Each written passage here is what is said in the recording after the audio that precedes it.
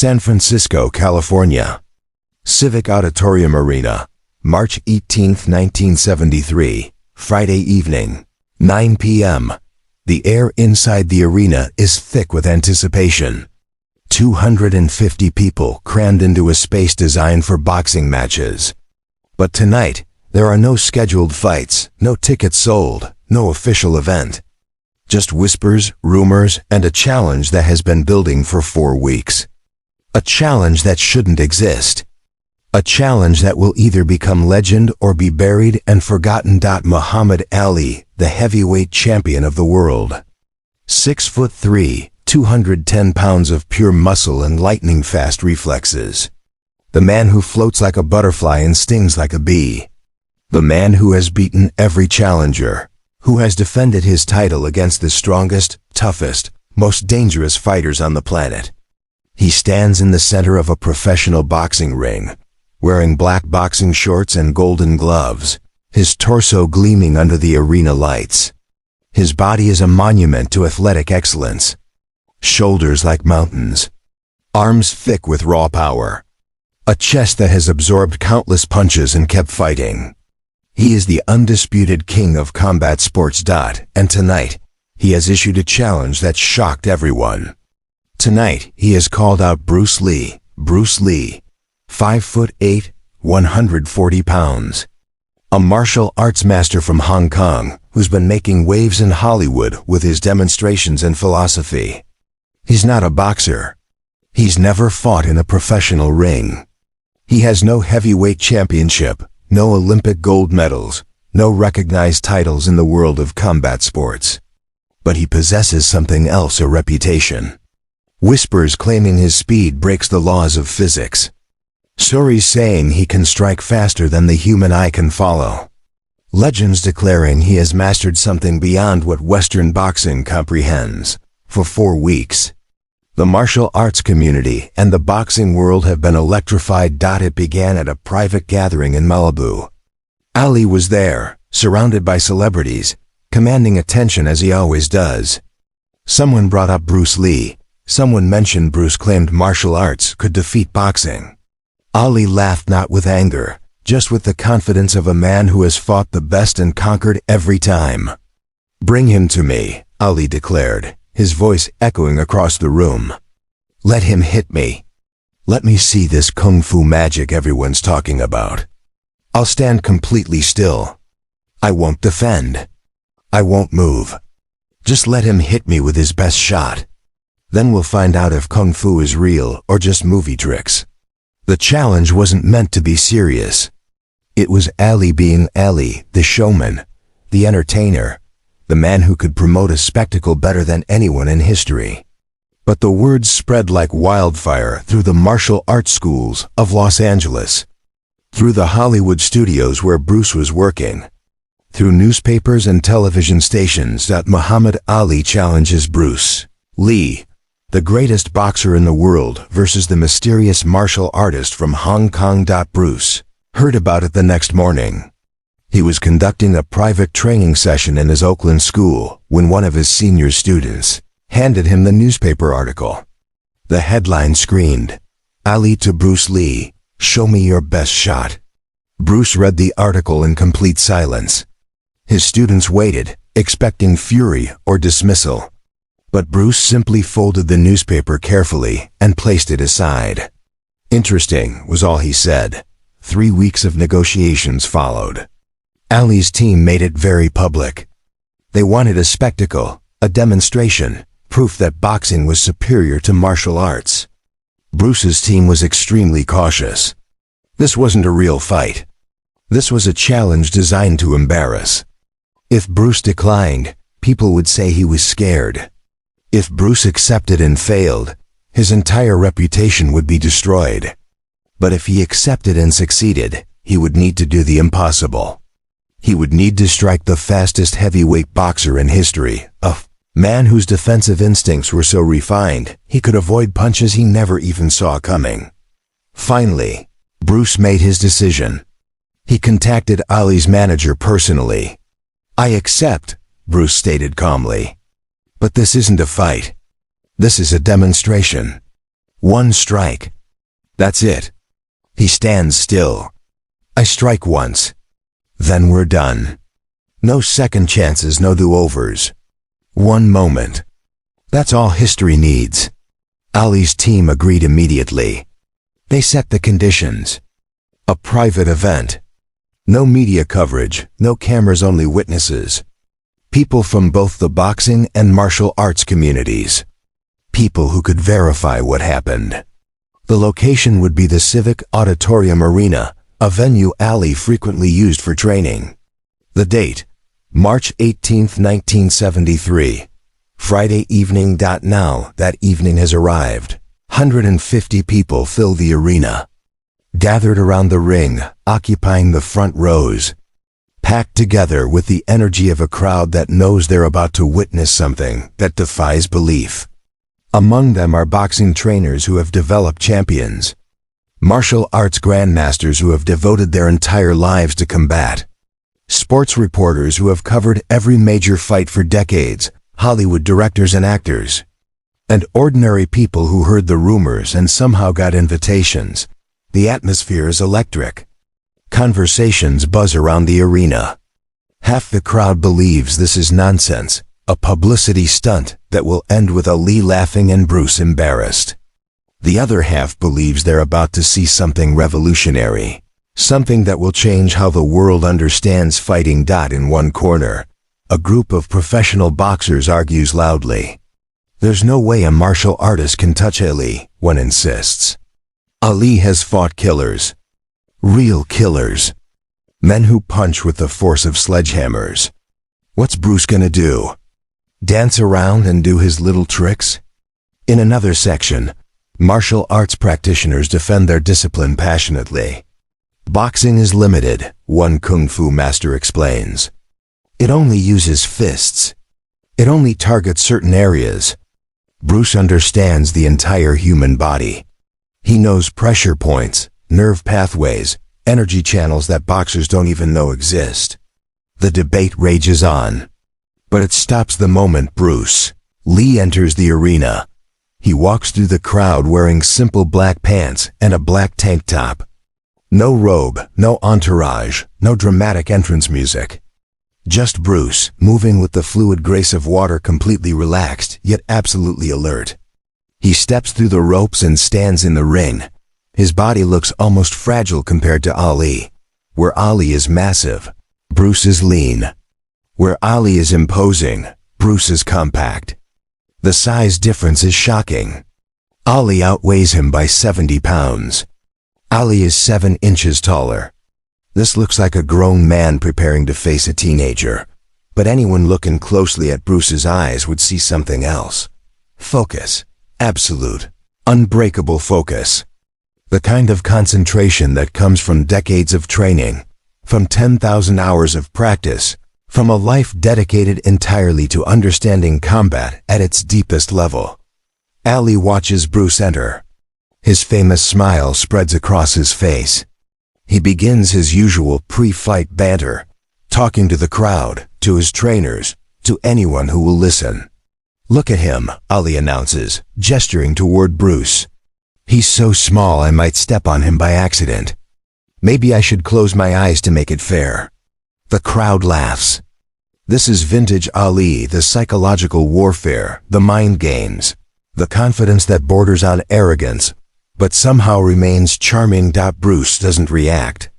He simply stretches slowly, methodically, preparing his body with movements that look more like meditation than warm-up exercises. A referee steps into the ring. He's a respected figure in both boxing and martial arts communities, chosen specifically because both sides trust him. He gathers Ali and Bruce at the center of the ring to explain the rules. This is a demonstration, not a fight, the referee states firmly. Muhammad Ali will stand still with his hands down. Bruce Lee will attempt one strike to the body. One strike only. No follow-up, no combinations. After the strike, the demonstration is complete. Both fighters nod their agreement. The referee continues. Muhammad, you can't block, can't move, can't defend. You must stand completely still and allow the strike. Ali nods, his smile never fading. No problem, Ali responds confidently. I've been hit by Sonny Liston. I've been hit by Joe Frazier. Let this little man try his magic punch. Bruce, the referee turns to him. You have one attempt. Choose your target carefully. Make it count. Bruce simply nods. No words, no boasting. Just acknowledgement. The referee steps back. The arena falls silent. 250 people hold their breath simultaneously. Ali moves to the center of the ring. He plants his feet shoulder-width apart, assuming a stable stance.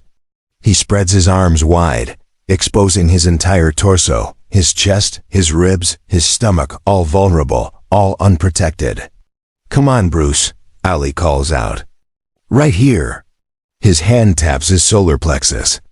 This is where all the martial arts masters claim they can shut down a man. Show me. Bruce approaches slowly. Not rushing, not hesitating. Just moving with complete control. He stops exactly 3 feet in front of Ali. Close enough to strike. Far enough to prepare. The two men lock eyes. Ali is still grinning. But there's something new in his expression now. Curiosity.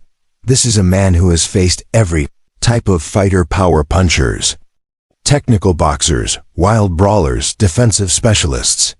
But he's never faced anyone like Bruce Lee. Bruce's breathing is perfectly controlled. In through the nose, out through the mouth. Slow, rhythmic centering. His body is completely relaxed. His shoulders drop. His hands hang naturally at his sides. He looks almost casual, as if he's standing in line at a grocery store, not preparing to strike the greatest boxer alive. But his eyes tell a different story. They're locked on Ali's solar plexus with laser precision. Not looking at Ali's face, not watching for reactions. Just focusing on the exact point where his strike will land. The target. The vulnerability. The place where nerves cluster beneath muscle and bone. The crowd leans forward collectively. Cameras that were explicitly forbidden somehow appear in hands around the arena. People want proof. They want to capture this moment because they know, somehow, that what happens next will be discussed for decades. Ali's trainers stand at the edge of the ring. One of them, a veteran boxing coach who has worked with 3 world champions, whispers to his colleague, "This is a mistake. Ali shouldn't be doing this. What if Bruce actually hurts him?" The other trainer shrugs. Ali can't be hurt by a punch he sees coming. And this little guy has to wind up to generate power. Ali will see it a mile away. Then it happens. Bruce's right hand moves. Not a wind-up, not a chambered punch, not a telegraphed motion. Just movement. Pure, explosive, instantaneous movement. His fist travels from his side to a point 6 inches in front of Ali's solar plexus in a time span that seems to violate physics. The sound is not a thud. It's a crack, a sharp, precise impact that echoes through the arena like a whip snapping. Bruce's fist makes contact with Ali's body just below the sternum. Directly at the solar plexus, the complex network of nerves that controls breathing and connects to every vital organ. The strike is not wild, not desperate, not lucky. It's placed with surgical accuracy. Delivered with a force that seems impossible given the complete absence of visible preparation. Muhammad Ali's body reacts in a way that shocks everyone present, not the way a boxer's body reacts when hit. There's no backward stumble, no theatrical collapse, no delayed reaction. Instead, Ali's knees buckle instantly. His legs lose all strength. His arms, which were spread wide in confident challenge, drop to his sides like dead weight. His mouth opens wide. He tries to breathe. Can't. His diaphragm is completely spasmed. The nerves in his solar plexus have been overloaded, short-circuited. He's fully conscious. His brain is functioning perfectly.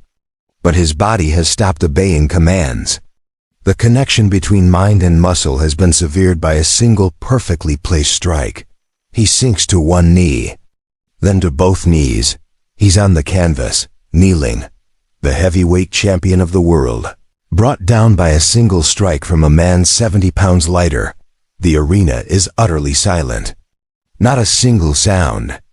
250 people frozen in disbelief, trying to process what they just witnessed, trying to understand how a man who was standing relaxed with his hands down managed to strike the fastest defensive boxer in history with such speed and precision that nobody saw the punch coming. Trying to reconcile the impossible image before them, Muhammad Ali, the man who has never been knocked down by punches from the hardest hitters in boxing, on his knees, unable to breathe. Defeated by a strike that appeared effortless. 5 seconds pass. Ali remains on his knees. His hands press against the canvas. He leans forward, forcing his lungs to work, desperately trying to pull air into his paralyzed body. His face is contorted, not in pain, but in absolute shock, in complete disbelief. This isn't supposed to be possible. He's absorbed punishment from George Foreman, whose punches could break concrete. He survived combinations from Joe Frazier that would hospitalize ordinary men. But none of those strikes felt like this. None of them shut down his entire body so completely, so instantly. Bruce Lee stands above him. Not celebrating, not gloating, not even smiling. Just standing. His hand has returned to his side. His expression remains unchanged, calm, focused, respectful. Waiting. The referee rushes over, dropping to his knees beside Ali. "Champion, can you breathe? Are you injured?" Ali nods weakly. His breathing is slowly returning. The spasm is releasing gradually, painfully. He sucks in a ragged breath, then another. His body is coming back under his control. The paralysis is fading. He lifts his head and looks up at Bruce. And for the first time in his entire professional career, Muhammad Ali has absolutely no words. Bruce extends his hand. Not in triumph and respect. Warrior to warrior, Ali stares at the offered hand for a long moment. Then he grasps it firmly. Bruce helps pull the heavyweight champion to his feet. Ali stands, unsteady, still struggling to fully catch his breath. He shakes his head, trying to clear the fog, trying to comprehend what just occurred. He looks directly at Bruce. "What did you do to me?" His voice is hoarse, barely above a whisper. Bruce's response is quiet, meant only for Ali's ears. "I showed you what you asked to see. Martial arts isn't boxing. It's not about raw power or muscle mass. It's about precision, about understanding the human body completely, about striking not where you see strength, but where you find weakness. Every body has vulnerable points, pressure points, nerve clusters, energy pathways. You're the strongest boxer in the world. But strength becomes irrelevant if I don't target your strength. I target your vulnerability." Ali takes a deep breath. His body is functioning normally again. His pride is wounded far more than his physical body. He looks at Bruce with completely new eyes. Eyes that have witnessed something he genuinely didn't believe was real. Eyes that have been open to possibilities beyond his previous understanding. He extends his glove. Bruce shakes it firmly. Ali pulls him close, speaks directly into his ear, so only Bruce can hear. "Nobody's gonna believe this happened. They'll call us both liars." Bruce nods slowly. "I know, but you'll know the truth. And that's enough." Ali steps back. Then, in a gesture that stuns the entire arena, he raises Bruce's hand high in the air, the gesture of a champion acknowledging another true warrior. The crowd explodes. Half in cheers, half in absolute confusion. Arguments break out instantly throughout the arena. People shouting, debating furiously. What did we just see? Was it real? Did Ali let him win? Was it staged? How is any of this possible? Bruce Lee leaves the ring immediately. He doesn't stay for questions, doesn't give interviews, doesn't seek attention or glory. He simply walks through the chaotic crowd, through the exit, and disappears into the San Francisco night. Muhammad Ali remains in the ring longer, talking to trainers, to journalists who weren't supposed to be there, but somehow gained access.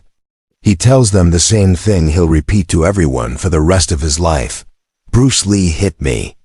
I didn't see it coming. I didn't feel it building. And then I couldn't breathe. That man has something genuinely real. But the world won't believe it. The story will be told and retold, but it will be dismissed. Martial arts masters will swear it happened. Bruce Lee's students will verify every detail. But mainstream sports media will ignore it, label it rumor, call it myth, dismiss it as impossible. Because how can a 140-pound man drop the heavyweight champion with a single strike? It defies logic. It contradicts everything boxing teaches. It can't be real, except it was real. 250 witnesses saw it happen. And Muhammad Ali felt it in every nerve of his body. In the days following the demonstration, the boxing world reacts with skepticism and denial. Major sports magazines refuse to cover the story. When asked directly about it, Ali's official team releases a statement claiming it was just a friendly sparring session. Nothing more. The martial arts community, however, explodes with validation. Schools across America begin advertising their connection to Bruce Lee's lineage. Masters who were present that night become celebrities in their own circles, telling and retelling the story to students who listen with wide-eyed amazement. Bruce himself refuses all interviews about the incident. When reporters track him down at his training facility, he gives them nothing. It was a private demonstration, he states simply. A conversation between two martial artists. Nothing more. The specifics aren't important. The principles are what matter.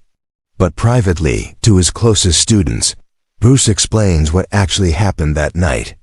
The strike I used was called the 1-inch punch, he tells them. But that name is misleading. It's not about the distance. It's about the complete utilization of body mechanics, kinetic energy transfer, and precise targeting. Most people punch with their arm, Bruce continues. They generate power from the shoulder and elbow.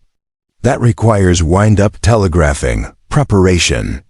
But if you understand how to engage the entire body, how to transfer power from the ground through the legs, through the hips, through the core, and finally through the fist, you can generate devastating force from any position.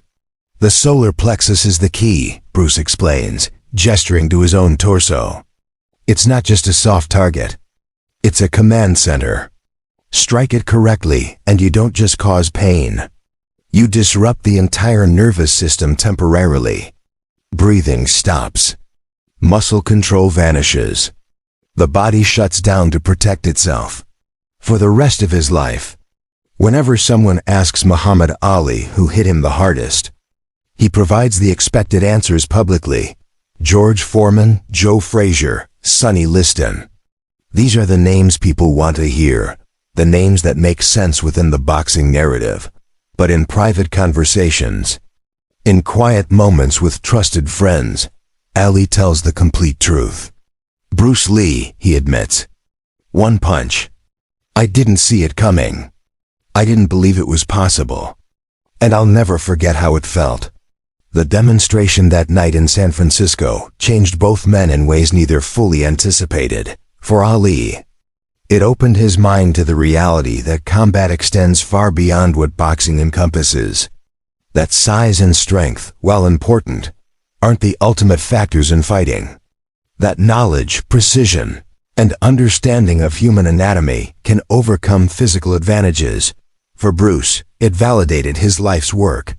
He had spent decades developing Jeet Kune Do, his martial arts philosophy that emphasized efficiency, directness, and scientific understanding of combat. That night, in front of 250 witnesses, he proved that his theories weren't just philosophical concepts, but practical, applicable techniques.